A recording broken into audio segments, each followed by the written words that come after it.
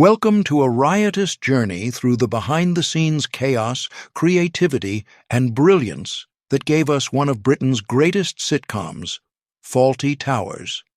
In this video, we uncover 30 astonishing facts, from real-life hotel disasters that sparked Basil's rage to hidden gags, near injuries, and secret creative battles that shaped the legacy of this 12-episode comedy masterclass. Whether you're a lifelong fan or just discovering Basil Fawlty's world of madness, this countdown is packed with trivia, nostalgia, and jaw-dropping revelations. So straighten your tie, avoid any mention of the Germans, and let's step behind the reception desk to discover why Fawlty Towers remains comedy gold nearly 50 years later. A real hotelier sparks the madness. Fawlty Towers might never have existed if John Cleese hadn't encountered the quirky Donald Sinclair during a Monty Python trip in 1970. Sinclair, owner of the Gleneagles Hotel in Torquay, was notoriously unwelcoming, at one point hurling Eric Idle's briefcase over a wall due to paranoia that it was a bomb. Cleese observed Sinclair's eccentricities with growing fascination. The dismissive remarks, the suspicious glances, and a borderline obsession with rules inspired Cleese to craft the perfect comedic anti-hero, Basil Fawlty.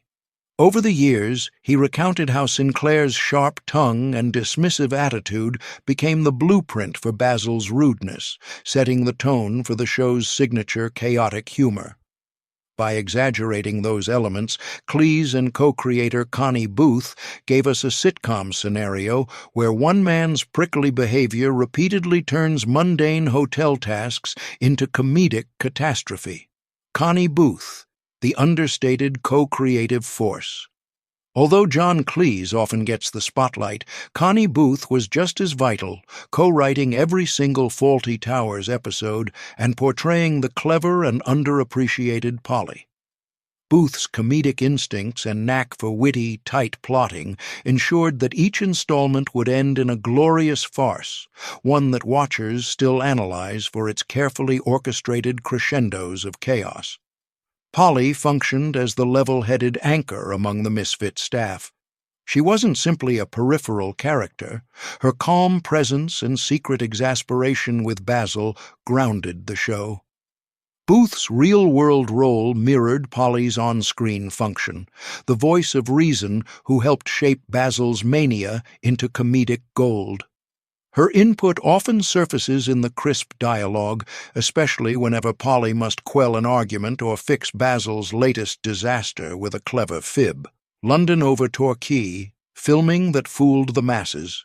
Despite the famous seaside setting, Fawlty Towers filming primarily occurred in Harrow and Wembley, in the hustle and bustle of London.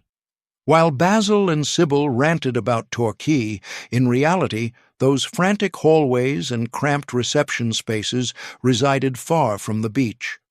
The recognizable hotel exterior came courtesy of the Woburn Grange Country Club in Buckinghamshire, a structure that sadly succumbed to fire years later.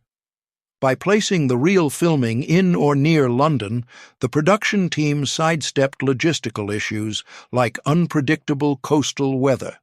This crafty workaround helped them control the environment, ensuring Basil's meltdown scenes were never foiled by an unexpected seaside downpour. For curious fans who traveled to Torquay in hopes of spotting that iconic building, the real vantage point was a tad disappointing. Still, that doesn't stop devoted viewers from associating the show with the Devon coast, adding another sly wink to the illusions that define television. The BBC's cold shoulder, then a swift turnaround. Even comedic geniuses have to grapple with pushback. BBC executives initially rejected the Fawlty Towers script, complaining that its characters were cliched and predicting that such a show would be a disaster. Determined to prove them wrong, Cleese pushed for a pilot in December 1974. The end result revealed a sharp, fast-paced humor quite unlike other sitcoms of the day. Far from being derivative, the show's characters exuded a refreshing eccentricity anchored by Basil's abrasive persona. The BBC's abrupt volte-face was sealed when the pilot drew laughs from test audiences. While the older guard worried Basil's nastiness would alienate viewers, the comedic tension between his grandiose self-image and routine humiliations proved irresistible. This U-turn stands as a testament to creative perseverance and a reminder that executives don't always predict the comedic future accurately. Humble beginnings, critical jeers, and ultimate triumph. When Fawlty Towers premiered on BBC Two in 1975, the reviews weren't kind. The Daily Mirror's headline, "Long John Short on Jokes," declared the show's comedic style too stilted and overtly frantic. Yet, these early criticisms ignored the meticulously planned farcical structure. Basil's big personality, clashing with guests and staff, would escalate each storyline to comedic extremes. The show's genius lay in how each seemingly ordinary request, whether a Waldorf salad or a quiet meal, became a full-blown fiasco under Basil's mismanagement. The tide turned once BBC One aired repeats, drawing a larger, more receptive audience. By then, Basil's meltdown scenes and Manuel's bewildered "quay" had become water-cooler topics, prompting some critics to reevaluate their initial skepticism. In a twist of irony, that negative press merely fueled curiosity, catapulting Fawlty Towers from obscure to must-watch. Only 12 episodes, and that's all it took. Fawlty Towers stands out among sitcoms for its incredibly small episode count. 2 series of 6 episodes each, in 1975 and 1979, left fans eternally hungry for more. Yet Cleese and Booth were adamant about stopping at the peak of the show's quality. They feared repeating themselves or diluting the comedic potency if they continued. This brevity helped the show attain near-mythical status. Each episode is a carefully refined comedic gem, encouraging fans to watch them again and again. By ending it so quickly, the creators preserved a sense of comedic purity, effectively ensuring that Fawlty Towers would remain fresh, even decades later. Modern sitcoms often expand into dozens, if not hundreds, of episodes, inevitably losing steam. Fawlty Towers took the opposite path, winning fans by delivering consistent top-tier humor with each precious installment, from Monty Python to mismanaged hospitality. John Cleese's departure from Monty Python's Flying Circus after its 3rd season in 1973 was fueled by a longing for fresh comedic ventures. He wanted a project that explored character-based hijinks rather than the sketch-based surrealism of Python.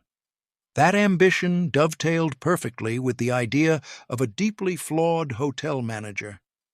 Basil's comedic strength rests in his eternal pursuit of respectability, constantly sabotaged by his short fuse and misguided strategies.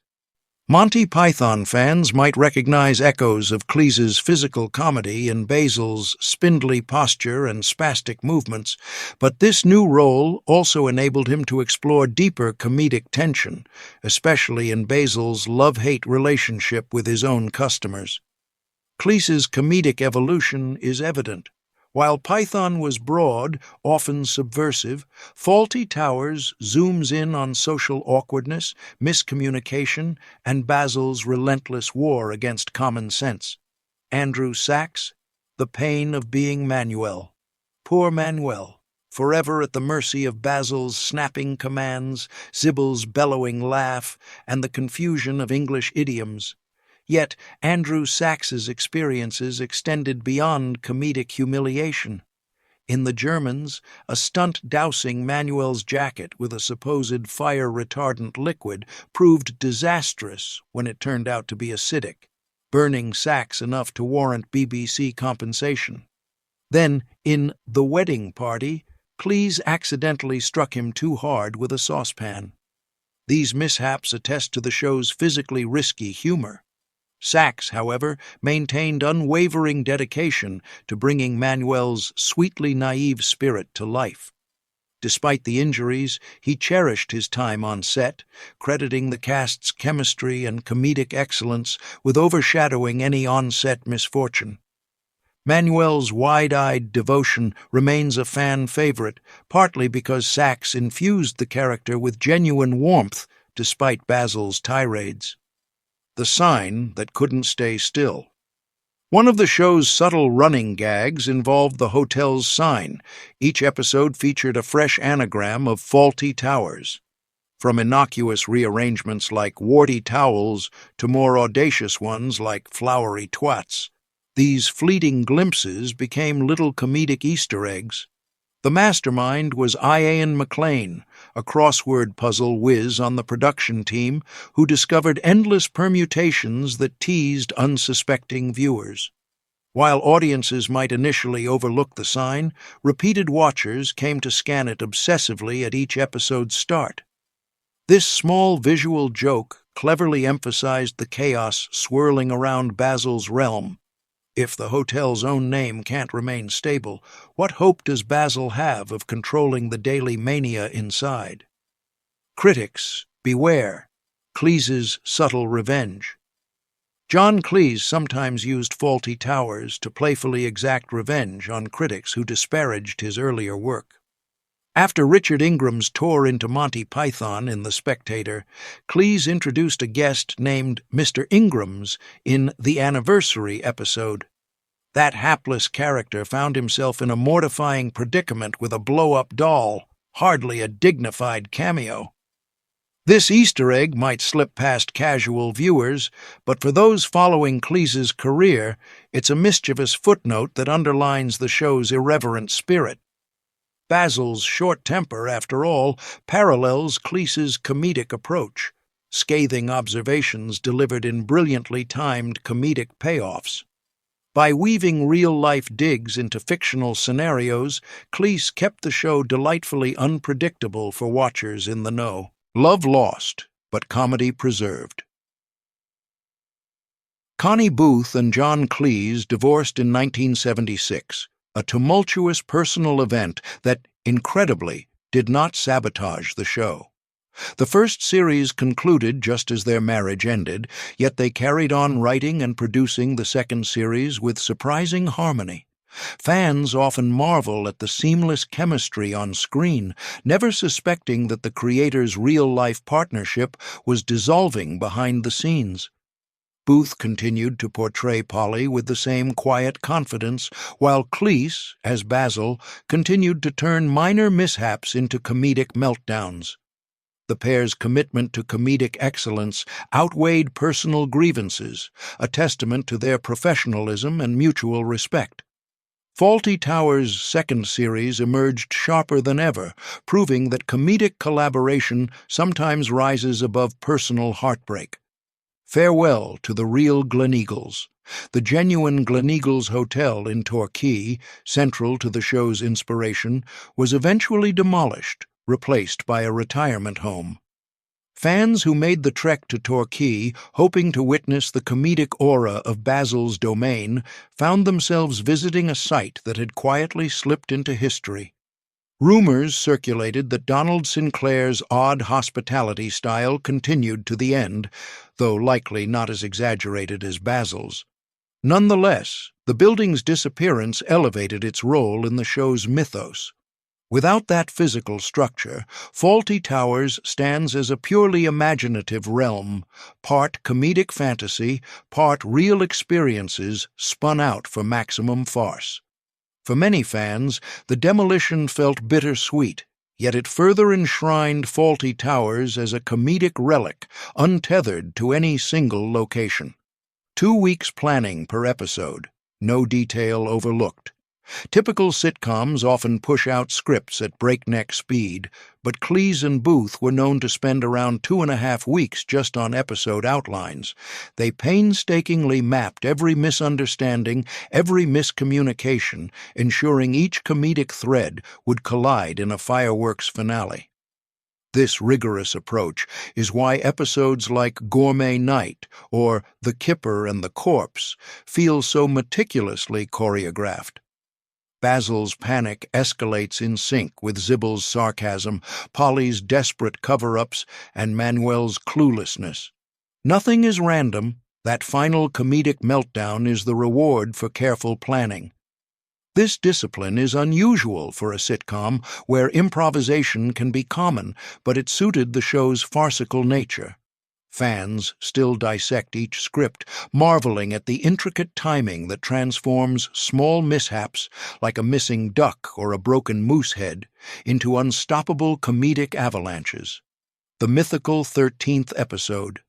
Hardcore fans sometimes whisper about a lost 13th episode, supposedly discovered by a Swedish author named Lars Holger Holm. Official BBC records, however, confirm only 12 episodes. Despite persistent rumors, no broadcast logs or production notes hint at an undiscovered storyline where Basil tangles with unsuspecting guests one last time. The myth persists, partly because the series feels so short that people naturally wonder if something remains hidden. Although many want that rumored episode to be real, the show's creators have repeatedly dismissed it as pure fantasy. The mystery endures among online forums and fan discussions, a testament to the ongoing desire for more Fawlty Towers chaos, the scrapped feature film where Basil becomes a hero. John Cleese once pitched a Fawlty Towers movie concept in which Basil, en route to Spain, thwarts a plane hijacking only to be arrested by inept authorities. While that premise brims with comedic possibility, Cleese realized that Basil's comedic strength lies in quick, intense bursts. Spreading a typical Fawlty Towers fiasco across 90 minutes could deflate the show's carefully calibrated tension. The best comedic bits revolve around Basil's inability to manage even small predicaments, so imagine how improbable it would be for him to foil a hijacking believably. Sensing the format clash, Cleese dropped the film idea. Fans often speculate about how Basil might navigate a hijacking scenario, but most agree that the show's brilliance arises from confining Basil's mania to 30-minute windows of chaos. Manuel's glorious quay? Andrew Sachs turned a single syllable, quay, into a beloved comedic catchphrase. It originated from the script's emphasis on Manuel's limited English, but Sachs pushed it further by uttering this perplexed question at precisely the right comedic beats. Every time Basil barked out an order or insult too quickly, Manuel's innocent quay shattered the tension with a wave of sympathy. Audiences latched onto it because it underscored Manuel's well-meaning nature in an environment of relentless hostility. Basil's repeated attempts to communicate with Manuel through a mixture of condescension and frustration grew ever more outlandish. Ultimately, Kay provided comedic relief, reminding viewers that for all the mania, Manuel remained the show's beating heart of kindness and earnest befuddlement, the string quartet that set the tone. Fawlty Towers' unnamed theme music was recorded on December 19, 1974, just days before the pilot aired. Composed by Dennis Wilson, not to be confused with the Beach Boys drummer, it features a gentle string quartet gliding through a short, semi-classical tune. The sweet, measured melody contrasts with the looming madness inside the hotel. It almost lulls the audience into thinking they're about to witness a refined British setting. Then Basil appears, and everything descends into comedic pandemonium. This contradiction between refined elegance and comedic frenzy is precisely the hallmark of Fawlty Towers.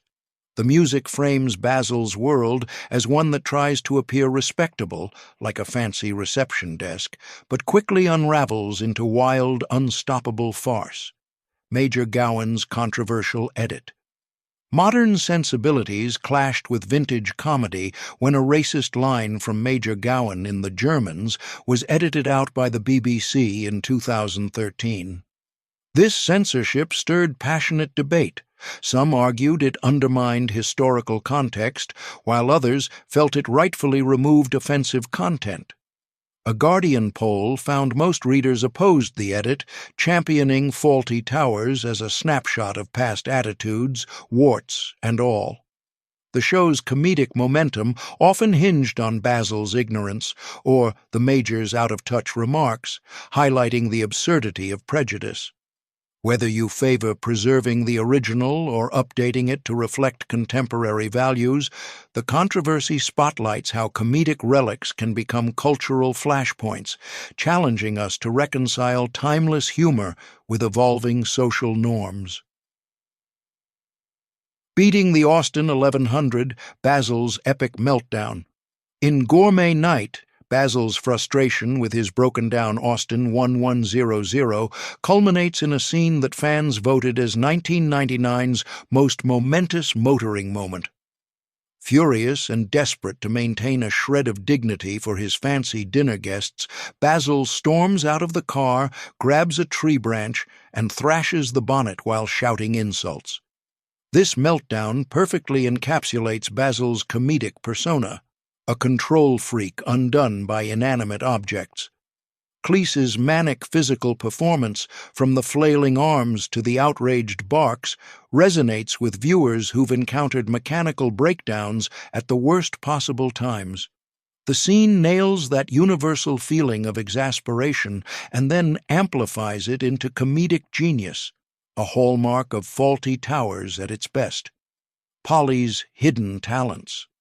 Polly is far more than a multitasking hotel staffer. She occasionally indulges her artistic side, painting or sketching in episodes like The Builders. These glimpses of creativity mirror Connie Booth's own artistic inclinations. Basil, of course, dismisses her work as trivial when it conflicts with hotel tasks, but watchers see in Polly a longing for expression outside the chaos of Fawlty Towers. She is, in many ways, Basil's polar opposite, steadfast, kind, quietly competent. The comedic friction emerges when Basil undervalues her, yet relies on her to manage crises he either instigates or inflames. Viewers get a sense that if only she could break away from Basil's unpredictable orbit, Polly might flourish as an artist. This dynamic gives Polly a depth that transcends typical sitcom sidekick roles. Lost in translation, U.S. remakes that never stuck. Despite Fawlty Towers' success, American TV executives tried and failed to replicate the magic multiple times. Chateau Snavely, 1978, Amanda's, 1983, and Payne, 1999, each attempted to repackage Basil's exasperated persona for American audiences. None captured the subtle clash of British social norms, the comedic tension of class-obsessed Basil, or the excruciating awkwardness inherent to the original. British humor often hinges on repressed emotions bursting forth in mortifying displays. Transferring that dynamic to the U.S. with more straightforward comedic setups rarely worked. Basil's brilliance lies in how he tries, and fails, to be polite, a distinctly British predicament. Each remake floundered without that cultural backbone, proving once again that comedic lightning is tough to bottle twice. Strikes, delays, and the show must go on. A BBC technicians' strike disrupted the second series, delaying episodes like The Anniversary and Basil the Rat. For a show that carefully orchestrated comedic timing, a real-world production halt threatened to break the momentum. Fans, already impatient for more Basil fiascos after a 4-year gap between series, had to wait even longer. Remarkably, the delay only boosted anticipation. By the time Basil the Rat arrived, a hilarious storyline featuring a rodent mistaken for a pet hamster, viewers were primed for another dose of comedic delirium. It's a testament to Fawlty Towers' tight scripts and character chemistry that a scheduling hiccup couldn't dampen audience enthusiasm. Basil's chaotic charm simply needed a moment to regroup. Basil, the Korean War veteran. A blink-and-you'll-miss-it reference in The Builders suggests Basil fought in the Korean War. This detail, rarely acknowledged elsewhere, implies a deeper backstory for his exasperated authoritarian streak. If Basil once operated under strict military discipline, that might explain why he tries, futilely, to enforce order in the hotel. Another comedic irony emerges. Basil survived an actual war, yet he's routinely undone by petty squabbles over room service or dinner orders. This personal history injects a subtle layer of gravity into Basil's overreactions. One could imagine him longing for a sense of hierarchy that eludes him amid the unpredictability of civilian hospitality. Fans who notice this tidbit find it enriches Basil's persona, offering a rationale behind his explosive frustration at even minor disruptions. Talking moose heads and eccentric majors. In The Germans, the major, a source of endearing bafflement, mistakes a mounted moose head for a talking creature from Japan. This passing gag exemplifies how Fawlty Towers weaves tiny absurd moments into its farcical tapestry. The major's confusion underscores that Basil isn't the only off-kilter presence at the hotel. Everyone, from staff to guests, inhabits a slightly warped reality. These small comedic flourishes give the series its richly layered humor. Even the side characters have comedic arcs. The major's addled worldview provides an ongoing counterpoint to Basil's aggression, resulting in a comedic environment where misunderstandings multiply at lightning speed. That moose head might be inanimate, but it contributes to the surreal comedic pulse of Fawlty Towers. Fawlty Audio, the surprising success of sound alone. Fawlty Towers' mania might seem inseparable from Basil's wild facial expressions or Manuel's physical mishaps, yet audio releases, including Fawlty Towers, 1979, and Second Sitting, 1981, soared into the UK albums chart top 30. Fans embraced the chance to experience Basil's outrageous lines, Sybil's booming laughs, and Manuel's earnest exclamations purely through sound. The script's precision and the impeccable comedic timing meant that much of the hilarity remained potent, even without the visuals. Whether driving or relaxing at home, audiences could relive Basil's meltdown scenes in The Kipper and the Corpse or The Germans, purely through the cast's vocal brilliance. It proves how strong the writing and performances were. These stories remain vivid in listeners' imaginations, fueled by comedic dialogue so well crafted that images spring to mind automatically. Sybil's youthful edge. In The Germans, a quick look at Sybil's hospital chart reveals she's 34, while Basil is implied to be several years older, likely in his 40s. This age difference injects subtle friction into their dynamic. Sybil's confidence and social savvy can feel jarringly modern compared to Basil's stuffy, old-fashioned worldview. She's the more socially competent half of the marriage, often bantering with guests, while Basil clumsily tries to maintain decorum. That slight age gap might be the reason Sybil tolerates Basil's antics with a mixture of amusement and scorn. Or perhaps it signals that she's seen less of the world's harshness than Basil, who is prone to meltdown mode at the first sign of trouble. Regardless, the detail underscores another comedic truth. While Basil dithers in frustration, Sybil remains the unstoppable force who laughs her way through each crisis. The hotel layout that defied logic. Fans who watch closely notice that the Fawlty Towers' interior seldom aligns with exterior shots. Doors lead nowhere, corridors dead end, and spatial continuity is often thrown out the window. This was partly due to practical set constraints, but also a deliberate nod to how old British manor houses were sometimes clumsily converted into hotels. Yet, thematically, it fits Basil's chaotic domain perfectly. If Basil's entire approach to managing a hotel is haphazard, the physical space should mirror that disarray. Viewers, picking up on these inconsistencies, realize they add another layer of comedic unreliability. Basil might cling to illusions of grandeur, but his environment consistently betrays him.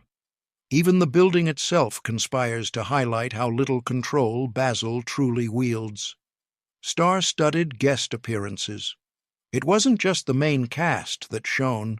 Many guest stars were already familiar faces from other British TV shows. For example, the actor who portrayed O'Reilly the bungling builder was known to audiences from his role as Bullet Baxter in Grange Hill. These crossovers lent a special resonance to the comedic clashes. Audiences recognized these actors, yet saw them in new comedic contexts, often confronting Basil's short temper. The synergy between established British actors and Cleese's comedic scripts elevated the show's realism, if you can call Basil's fiascos realistic.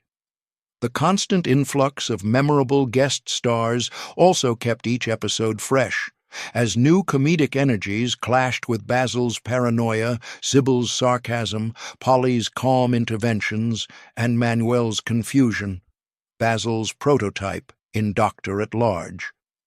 An earlier template for Basil appeared in a 1971 episode of Doctor at Large featuring Timothy Bateson as a cantankerous hotel manager.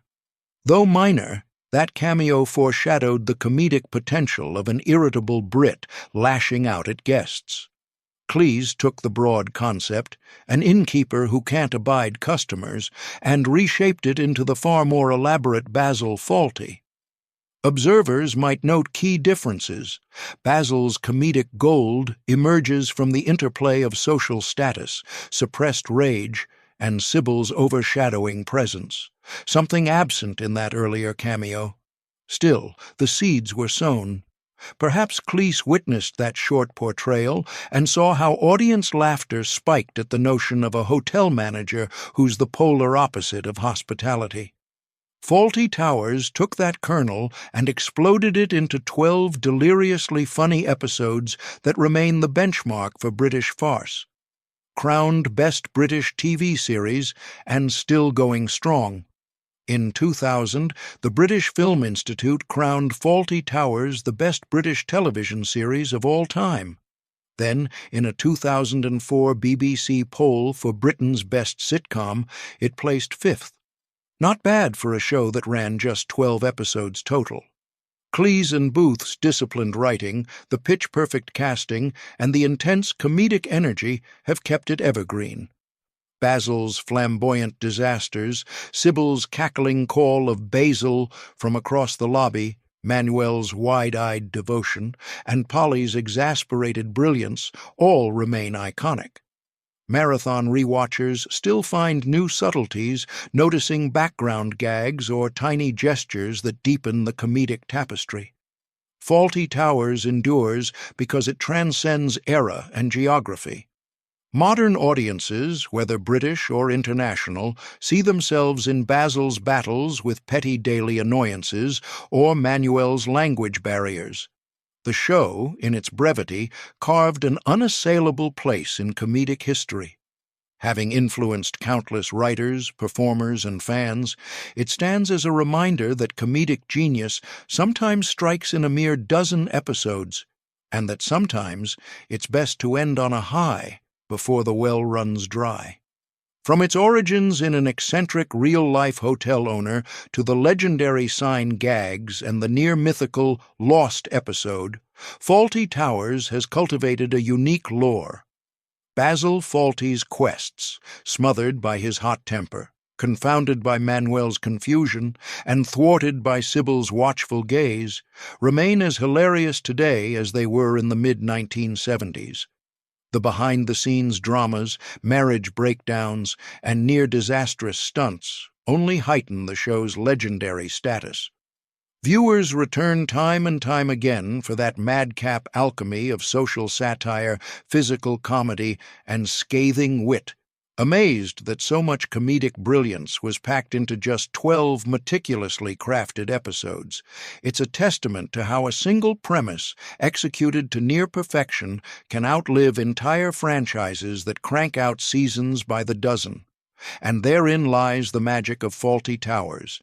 It never overstays its welcome, but instead lingers in our collective comedic consciousness, as fresh and uproarious now as when Basil first barked, "Manuel!" all those years ago.